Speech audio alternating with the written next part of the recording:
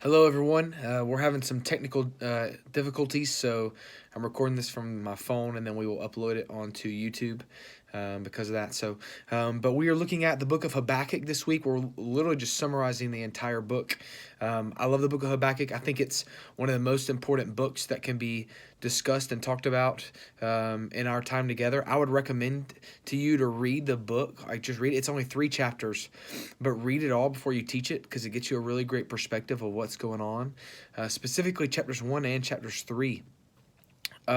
Because what we see happen in the book of Habakkuk is it starts with this just discussion, this dialogue. This whole thing's a dialogue between Habakkuk and God. And Habakkuk just looks at God and is just like, God, what is going on? Do you not care? Why are you allowing these things to happen? You see, Habakkuk was a guy who knew what Israel was.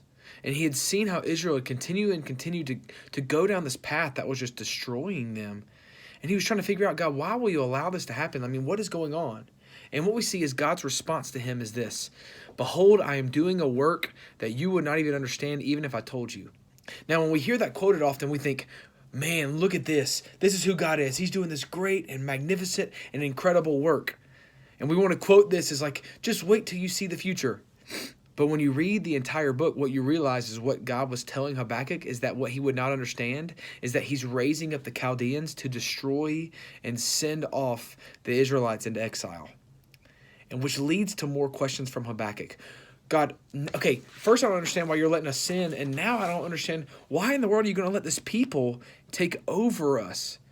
Do you not care about us, God? Do you not care about the evil that's going on?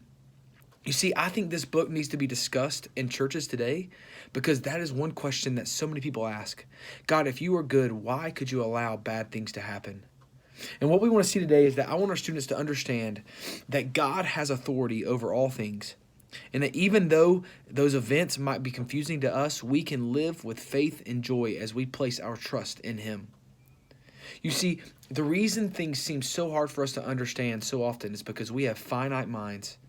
And we cannot understand fully what God is doing. All we know is what is right in front of us. We can't see what is working all around us. We just can't know that. And Habakkuk can't know this either.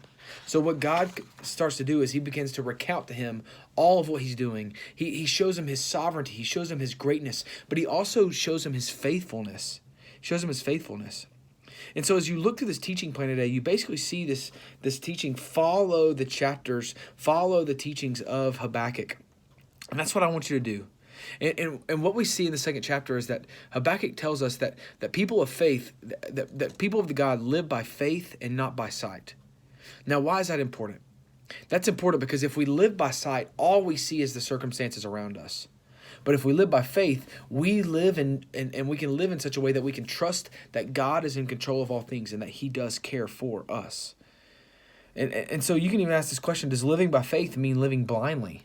I would say no. We don't live blindly because we can look back at the scriptures and look back in our own lives and see what God is doing. But my favorite part of this book is chapter 3. Habakkuk starts with this huge passage of describing how God's been faithful to the people of Israel over and over and over and over again. And then he gives this just great response at the end of chapter 3. And he says this, he's like, look, though the flower fade, though the fig tree not blossom, though there be no cattle in the stalls. He's just saying, look, this is going to be reality. We're going to lose all of these things, yet I will rejoice in the Lord my God, is what he says. Though these circumstances are going to be terrible, I will still rejoice in the God of my salvation. Why?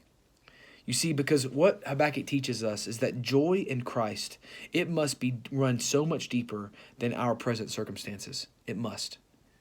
You see, circumstances can change often. We can lose what's in front of us, but no one can take away Jesus. And because that's true, it means that we can have hope, real hope. I hope our students can see this. It's so easy for us to see what's going on in front of us and think that God doesn't care. But that's so far from the truth. And the way we know that's true is the gospel. You know how we know God cares?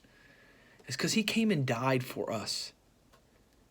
He literally structured the entire story of the Bible and the story of this world in giving His own life for us. That's how much we know God cares. That's how we know God's faithful. So, I think this will be a great lesson that you can teach our students. two last questions that they offer here. Do you tend to base your joy in your salvation in Christ or in your circumstances?